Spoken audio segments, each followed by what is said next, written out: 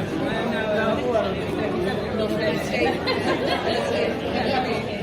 let's take some. How's your mom? All right.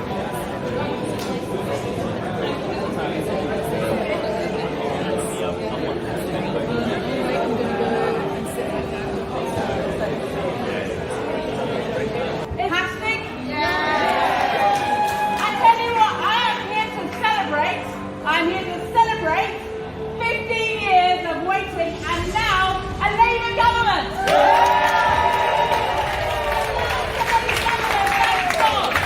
And a Labour government with a good majority and with every chance of being in power for 10 years. Now the question is, what is this progressive Labour government going to do with the power that it's been given? And that's going to be the challenge, because one thing we can't be is timid. Because there is so much to do. We have to renew our country. We have to make sure, and we have been so far, but we need to continue to do more. We have to turn this country round. What have we had? What have we inherited? We've inherited the worst debt for I don't know how long, with the highest tax rates for I don't know how long, the worst type of an absolute, our public services on its knees, and in communities that are divided again and again against one another. We must bring it together. We have to get our economy going. We have to make sure that we put our arms around the most vulnerable, and we have to do something else. And that's this. We have to get Britain back on the international stage. You know, we have spent all this time under these Tories just fighting amongst themselves, arguing over Brexit, trying to become leader, fighting one another, stabbing each other in the back, and not caring. I tell you, when I was Shadow Foreign Secretary, I would meet people who would openly laugh at Britain. And I'll tell you why, for many reasons, but one of them, of course, was because of the Foreign Secretary. Because of the Foreign Secretary that we had, who was simply a joke. Who would make ridiculous jokes about Italians and I don't know, I've got some jokes. Right, Boris Johnson, right? Who claimed that the Italians needed to be our friends only because of all the Prosecco that we drank, who wrote poetry about Erdogan shagging sheep, and who recited Kipling in the most inappropriate time. And this man represented our country. And I'll tell you what, you know, the international community needs us like we need the international community. Our voice can be augmented, and we can play our role by bringing together countries like ourselves and for us to work together. For heaven's sake, this is what we've always done, and we've always done it well. And why have we lost confidence in ourselves? Because we've had this appalling government. You know, this government where the Brexit secretary was surprised to find out how much trade went through Dover. A Northern Ireland secretary, who became Justice Minister soon afterwards, who said he was only breaking international law in small and particular ways. I mean, this is international law. Why have they been allowed to do this to us? No. We have to put our shoulders back. We have to look the world in the eye, and we have to say, we're back. We're back. And we're back, and we're here to do good, and we're here to be an influence for good, and we're here to work with our friends and our allies and be able to augment their words, because I tell you, the world needs it. We need a bit of working together. We need to start diffusing some of the same tensions around the world. We need a bit of flicking common sense. And we also can't forget the power that we have as a country. What is the matter with us? You know, think about all the things that we have to offer. We're close to Europe, we're close to the Americas. We have profound links with our Commonwealth, with countries such as Uganda. We have English, which is a global language. We have our role in defence, our leading role in NATO, our contribution to international development, and all the things that Barbara Castle wanted, we've been able to put into practice, and we need to make sure we get back on these knees again. We have our seat on the Security Council. We have our cultural strength. I'm not just talking about like Shakespeare and James Bond and our theatrical days. I'm also talking about Arsenal and Manchester United. You know, I mean, these are things which people around the world understand. And you know, We also have our global influence, the BBC, the World Service, which everybody turns on at a time of crisis. If any country was to have any one of those, they would feel proud of us. And we have all of these things going for us. So why are we so timid? And why are we so afraid? And why can't we say, actually, we can be, we have been, we want to be a force for good?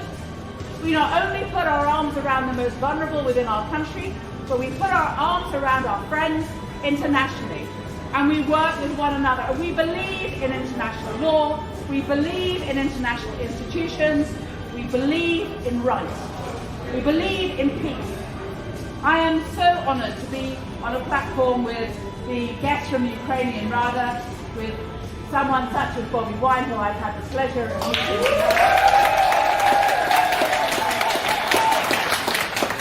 Such an extraordinary man, such an opposition leader and a film star. Whose bravery in the face of incredible oppression is an example to all of us. You know, sometimes over the last few years, some of us have felt, particularly women in Britain, British politicians have felt, and it's right for us to say this, that there have been attempts to intimidate us, and to oppress us, and to shut us up. And we don't shut up, because we've got a lot to say.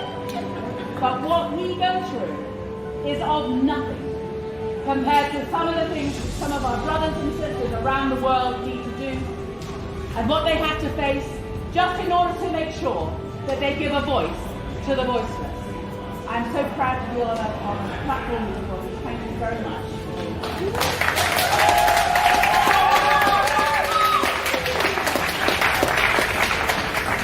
I have nothing more to say. I'm now going to allow myself to be completely eclipsed by Bobby.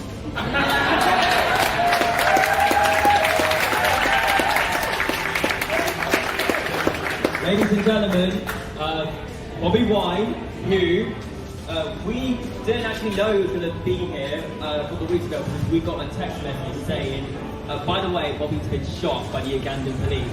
But I'm very happy to say he is here with us. And ladies and gentlemen, give a huge open welcome to the one and only Bobiwine!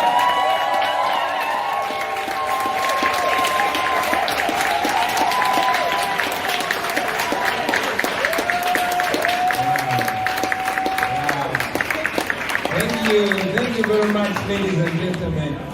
It is humbling. I'm very glad to be here. Emily, you just fired me up. And for that reason, I'm going to drop my class. I want to teach you our slogan in Uganda. When I say people power, you say our power, all right? People power. Our power. People power. Our power. When I say our power, you say people power. People power. Our power. Our power. People power. People power. Our power. Our power. People power. And I'm loving this audience because it's such an amazing audience. And see, I would like to communicate about the things that we have to eliminate, the ignorance and poverty to eradicate. The ghetto people them to educate. Don't you try to politicize. Don't say Bobiwine in criticize. Just sensitize, we sensitize. Cause I know my people must realize the most important thing, that true liberty begins in your mindset. To free ghetto people, they must educate, but education is expensive to get. It's like you say we carry water in a basket. Boom! I don't know why the corruption is too much. Yaga, yaga, yaga. Why the price of electricity is too high. Yaga, yaga, yaga. Why the price of education is too high. Yaga, yaga, yaga. Well, Emily did not tell you that I'm a musician too. Ladies and gentlemen, I'm so humbled to be here with you today. When I got this invitation for my friend Alex Sobel, I decided to put on my Christmas suit. And I put a few notes down Furthermore, I'm not even sure that I will refer to them so much. For starters, I am very, very glad to be here. For those who know me, hello. For those who don't know me, hi. My name is Chabulanyi Sentamo Robert, also known by my stage name Bobiwine. I'm the leader of the National Unity Platform political party, the largest opposition party in Uganda. I'm also the leader of the People Power Movement, and I'm also a musician.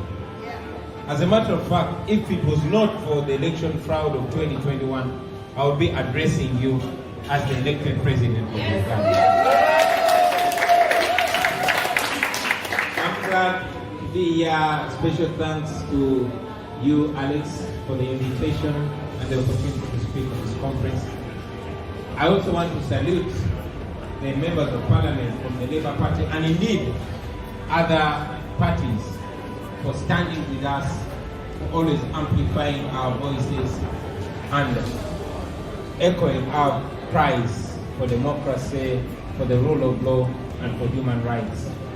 Ladies and gentlemen, today we have a theme that is so timely: global challenges, collective solutions. It cannot be in a better time than now. Now, when the world is only recovering from a global pandemic, when world leaders are grappling with the effects of climate change and trying to find solutions. But most importantly, I want to communicate to you, friends, that we have an even bigger pandemic. The pandemic of authoritarianism, growing authoritarianism in the world. You'll notice that since 1997, the World Freedom Index is showing alarming results. Almost 40% of the world's population live under autocracy. It's only about 20% of the world populations that are living in free countries. It's getting worse and worse.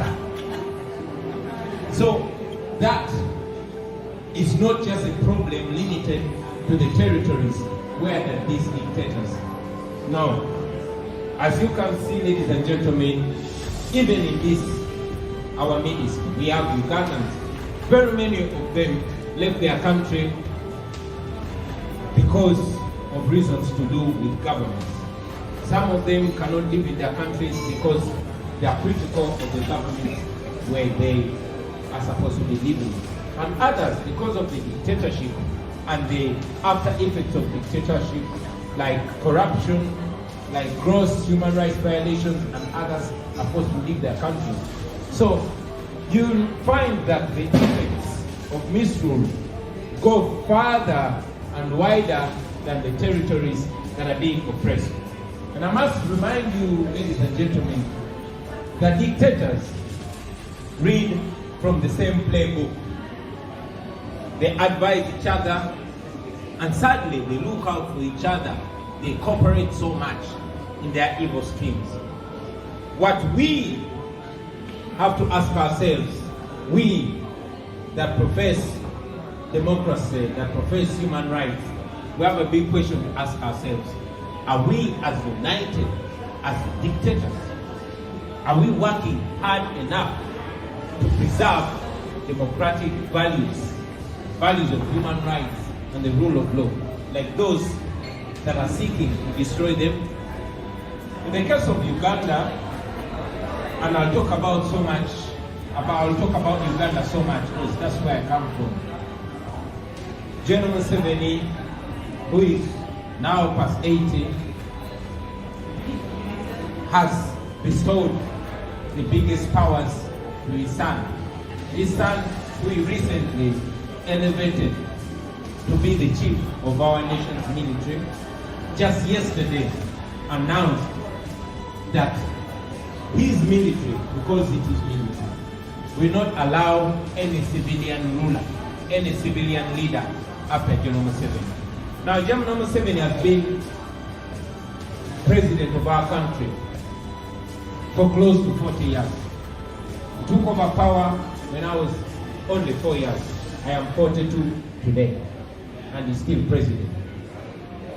In January, he's going to make 39 years in power and still counting.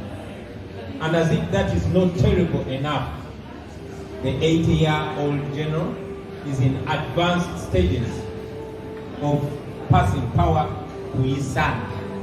Now his son yesterday, less than 48 hours ago, announced that the security forces are not going to allow a civilian to become leader of our country after his father.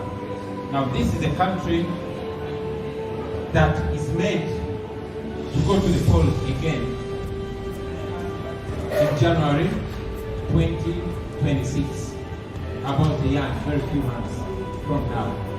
That is where we are. What am I requesting you, ladies and gentlemen? First, I will appreciate the steadfast cooperation between the government of the United Kingdom and the people of Uganda.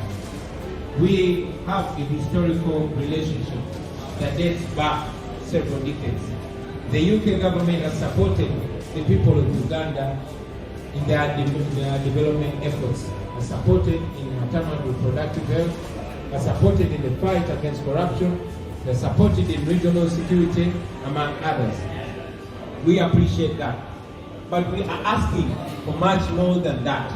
We know that you, ladies and gentlemen, that you good people can leverage your political and economic influence over Uganda to assist us advance for better governance, to assist us advance for democracy. All we're asking for is a free and fair election. The people of Uganda have for a very long time desired an opportunity of the They've desired an opportunity to choose their leaders. We've not had that, and we want at least to have that in our lifetime. We know that everything rises and falls on leadership.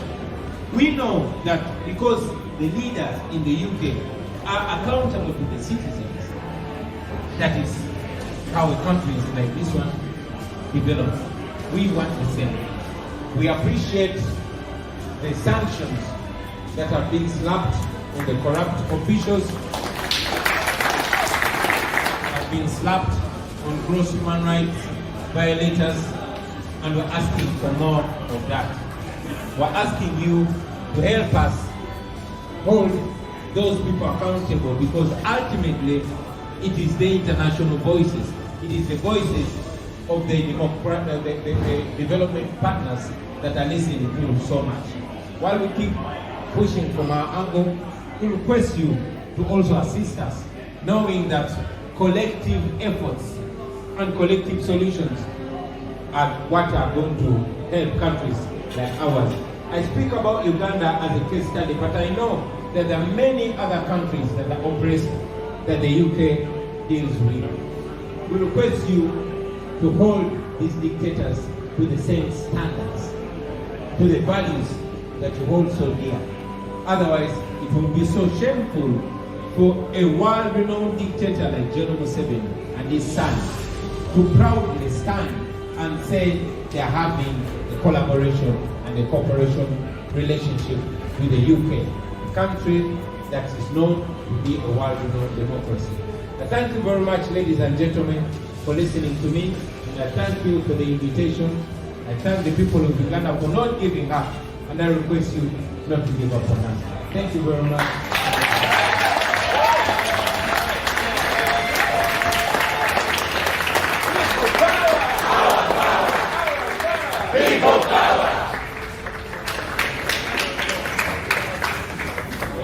Wow, thank you so much, Bobby. Thank you for being here. It is a privilege, and I tell you what, conference is great. Yeah, I get to hear so many interesting speakers at Labour Party conference. But I'll be honest, they're the same faces, they're the same people, and I hear them all the time in Parliament, and they're saying the same thing at conference. it's so great to have someone like Bobby here. And I say this personally as someone who is of Eritrean heritage. If one of us is not free, none of us is free. And we have to hold his hand. And we will, Open Label will be forever be with the Ugandan people and with Bobby in his fight for justice and freedom. For those who are interested, he is part of an Oscar-nominated documentary, Bobiwine, Our People's President. Go check it out if you can. I don't know where you can Google it. And on that note, on people who are fighting against vested interests, the powerful, this is our next speaker. His name is Congressman Uribe. He's part of the Alternative Democratic Poll in Colombia. And before that, he was a human rights lawyer. We heard that before. He fought for the oppressed, for justice, for the rule of law against those vested interests. And he'll be speaking in Spanish, but luckily we'll have a translator. We all know that it's not great when it comes to foreign languages, but I'm very happy to announce Congressman Uribe.